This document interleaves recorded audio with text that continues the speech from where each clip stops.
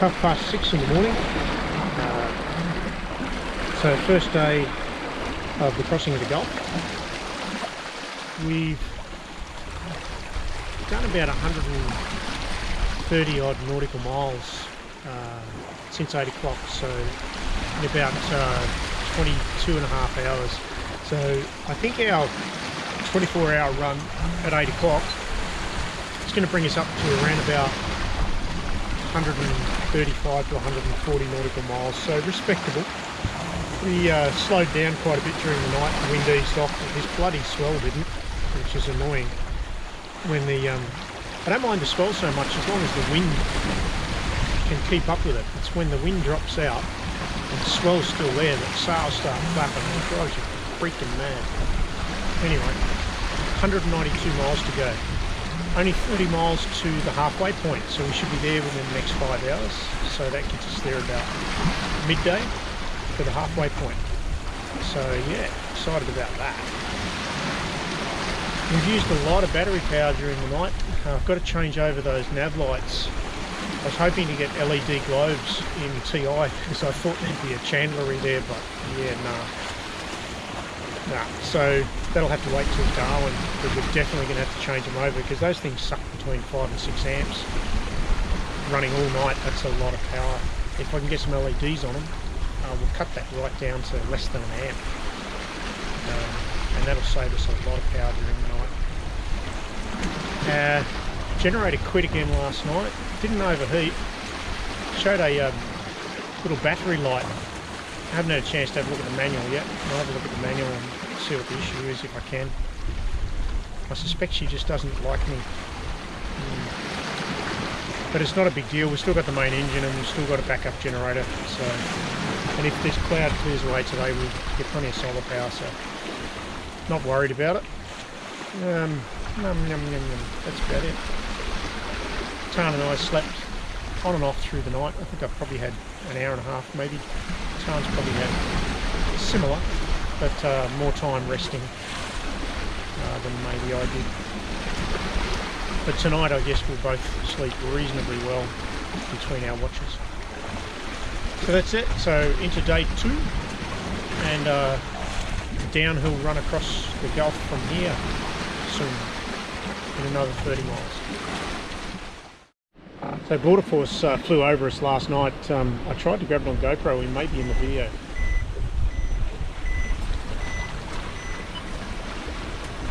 And yeah, did a check on us for the 3rd time in 2 days. So we were checked by Wessel at Friday Island, and then checked by helicopter partway out from Torres Strait, and then checked during the night with an overflight with a fixed wing. So if you think you're going to cross through Torres Strait without being looked at, you've got to think again. Absolutely, these guys are going to know you're here and they'll know where you're moving, no doubt about it.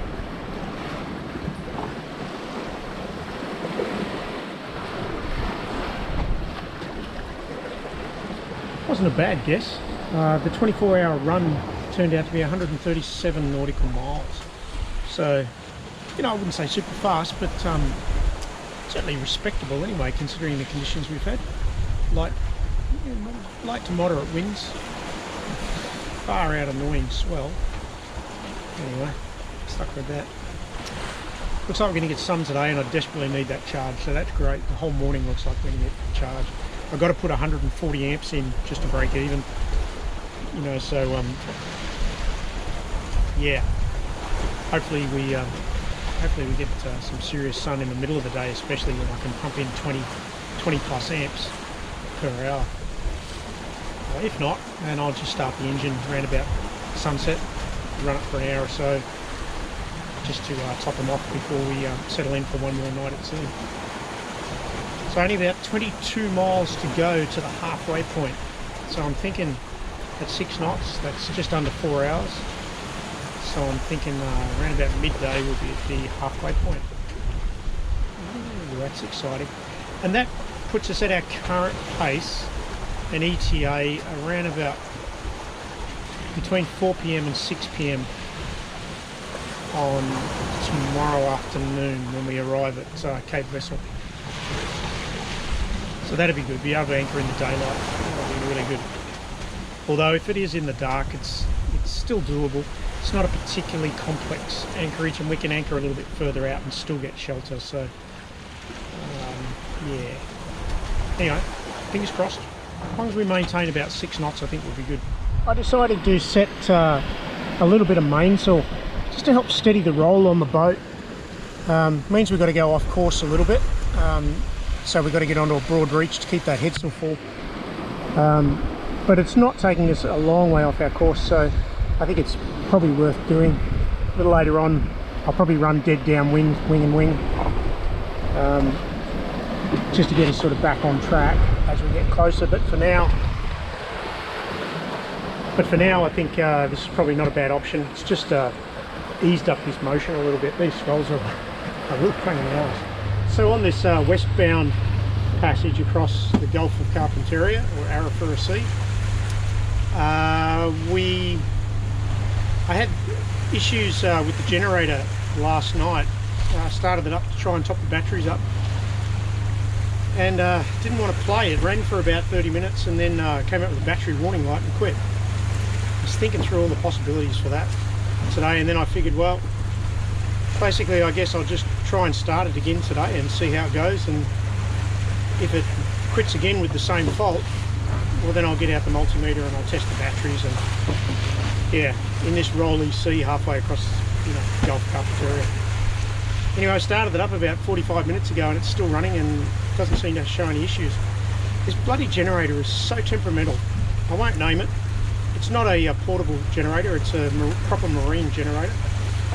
The bloody thing is just constantly has issues, one thing or another. I never know to rely on it. Anyway, but we've been sailing all day. We had beautiful clear blue sun all morning, till around about midday when we would have made our most power, and that's when I really needed to make up the batteries that we used last night. And then it clouded over.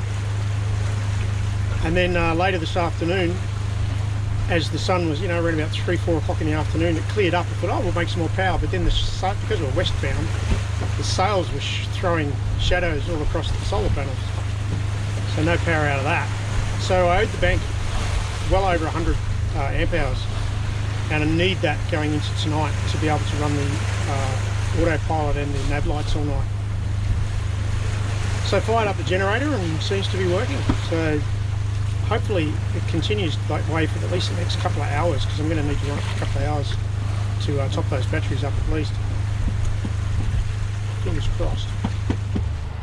As we head towards sunset on day 2, we've got about 130 nautical miles to go to Cape Wessel, which means we've done about 190 miles, maybe 195 already. And you can see there the swell's starting to dissipate and drop out. Wind has eased quite a bit.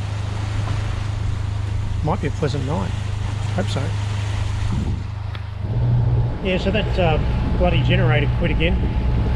Same problem. The battery the warning light came on the panel. Had a look in the manual. It's German/English. It doesn't tell me anything about it. It just basically says it's a DC charge fault. So that suggests maybe the dynamo shit itself, or maybe the belt is slipping, or maybe the battery is dying, or maybe there's a connection in amongst all that somewhere. Anyway, not something I can deal with out here in the middle of this passage. So I've started up the main engine and we're just motor sailing now into the sunset. Wind came up a little bit more, so I tucked the second reef into the main again just for the night, just in case it comes up during the night. I won't have to struggle with it and deal with it then. Tarn's laying downstairs, she's not feeling too good, and I'm just going to watch the sunset basically. This time tomorrow I'll be anchored. Woo. There you go, and that'll be 320 mile passage across Gulf of Carpentaria done. So just look forward to that, I think. And we'll have company there too, so we'll have Dave and Will from Lady D will be there. They're just ahead of us. After 190 nearly 200 nautical miles that we've done coming across. We left at the same time. We're only 3.5 miles apart. And I haven't been chasing him and he hasn't been chasing me. It's just been the way things have worked out. There you go, eh? So by the time we get there, they'll be ahead of us probably 5 miles or something like that.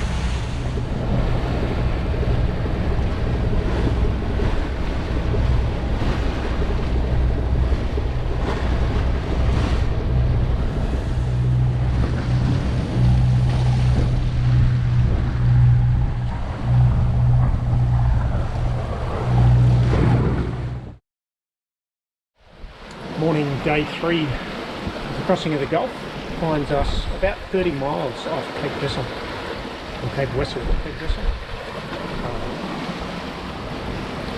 Sunrise, a little bit cloudy, so can't be making more battery power. The generator's still got some issues. I'll have a look at that when we get to Cape Wessel. And I think it's 2 Island Bay that we're going to. It looks really nice. Behind me out there somewhere, about 4 miles away, I can just see the sail of Lady D. So we're pretty much keeping pace with each other across the passage here. We'll finish, I reckon, within an hour of each other. Tarn's still feeling a little bit crook. I was hoping she'd recover a bit quicker than this, but she says she has fever, so maybe it's a mixture of seasickness and something else as well. Yeah, I'll keep an eye on that. Nice sailing though, we've got about 10 to 15 knots of wind, probably 12 to 14 knots of wind. Got the full headsail out, still got the double reef in the main, just to balance us up and just to produce a little bit more thrust. And this poor sucker jumped on during the night, little flying fish. They look like close up, I guess. Good bait. But anyway, he's already dead. I just found him on the deck. Poor little fella. Oh well, shark bait now. Last 30 miles to go to Cape Wessel. So we've done 290 so far, I guess, thereabouts. Maybe 300. So I've only got 1 reef in the main now. Got the whole headsail out. And that's pumping us along at about 7 knots, which is more than enough, and she's definitely comfortable at that speed.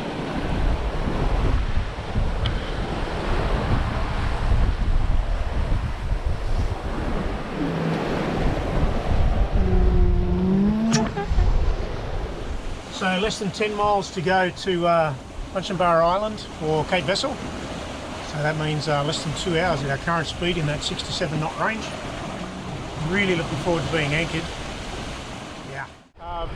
We can now see Cape Wessel, and looks like the island, well, they're very, very low. I thought they'd be bigger than that. I thought they'd have more hills on them. But, you know, hey, you could probably graze a goat there, maybe 1 goat. We're pretty happy. Give me a kiss. We made it. Mwah. We made it. Never in any doubt. Alrighty. You've got to be happy when you've got a sailing wife. Check out the change in the colour of the water just off here off Cape Wessel. It's sea's very confused. There's clearly a tide running quite hard here. I'm still trying to work out which direction it's going. Yeah, I haven't figured that out yet. But clearly there's a delineation here off Cape Wessel. This would be a nasty place in a strong wind against tide. Nasty, even though the water's quite deep. Standing up to a good 2 metres, maybe even a little bit more at times. It's all over the place. The current must be absolutely hammering through here at times. I'm still trying to work out. I think it's against us at about 2 knots. Yeah, so this is clearly knocking off at least 2 knots off us. So what's happening is we've got the tide running in an easterly direction coming around Cape Wessel, and the waves coming in out of the Gulf from a southeast direction meeting up with these two, and they're standing right up. It's a real wind against tide, classic example.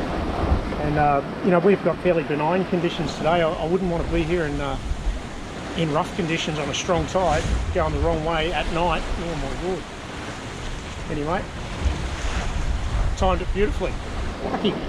So just before we turn the corner around behind Cape Wessel and Marchinbar Island, I'm going to fill up some of the headsail because rather than running before 22 knots, I'll have a beam on, so I'll have a little bit too much headsail out. We've already got a reefed main, so I'm just going to reef a little bit of that headsail in so that we can reach along the back of those islands. Now in flat water, it's so much better here.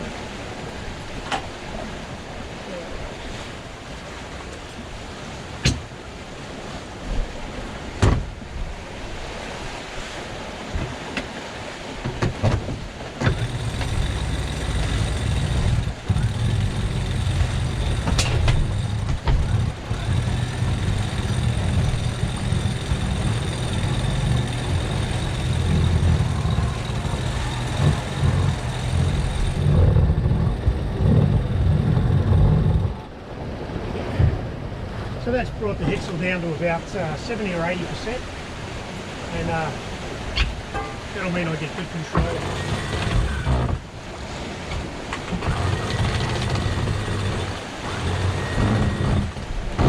I'll have good control rather than have it rounding up all the time with too much weather help. We find ourselves at Cape Wessel, Marchinbar Island, and I think this is Marchinbar or something like that, Marchinbar Island. Very few people ever get to see this, travel here, let alone sail a boat here. I'm feeling a little bit overwhelmed, I guess. It's taken us 2.5 days of non-stop rolling to get here. And although the land itself is fairly, I don't know, uninteresting, I guess, it's got a special character about it that every Australian should get the chance to see at some point. Anyway, yeah, what an amazing piece of sailing. We've had a fantastic trip. The tarn's going to bounce back really fast now as soon as we hit the smooth water, so I just went downstairs to tell her all the rough stuff is finished, and I haven't told her yet, except for when we go to Indonesia. But anyway, still an impressive place to be. This is just absolutely glorious. So you can see Cape Wessel in the distance behind me, and Marchinbar Island, big long narrow thing. We're going to track down the side of that in calm water, and there's an anchorage down there, 2 Island Bay. Promises to be really calm, so we'll have a good night's sleep tonight. Really looking forward to that. Crack it on. What a great sail. The starlight's thumping along now. We're just on a very fine beat, more a reach really, not even a close reach. Making 7 knots over the ground. I reckon we're going a little bit faster than that. We must have a bit of tide against this flat water. Cape Wessel, Marchinbar Island, far northern territory, far northeastern northern territory. Wow. Are we having fun yet? I'm having fun. We're not having fun. I'm having fun. Wow. Like, this is a place, if you're going to dream of going sailing and cruising, this is definitely a place you want to put on your list. Wow. Just everything about this place is stunning. Can't wait to see more of it on the way to Darwin over the next week. Woo. 2 Island Bay is really pretty. Tiny little beaches everywhere. Tiny little beaches on the islands. I'd love to go and check it out. But unfortunately, it's Aboriginal land, and you need permission to go ashore here. So there's no going ashore for us. I wouldn't even know who to contact, which is a shame, I guess. But anyway, that's the rules, and it's their land. So I guess if it was my backyard, I'd want people to ask me before they wandered through it. So yeah, pretty, very pretty. We're going to go anchor right up inside. We're going to go and anchor right up inside there. Apparently we can sneak a fair way in. The further we go, the calmer it'll get. Already the sea's very calm, but I don't think we're going to be able to hide from the wind. I think we're going to get the full force of that over the top of the island. So anyway, all good. Very beautiful here though.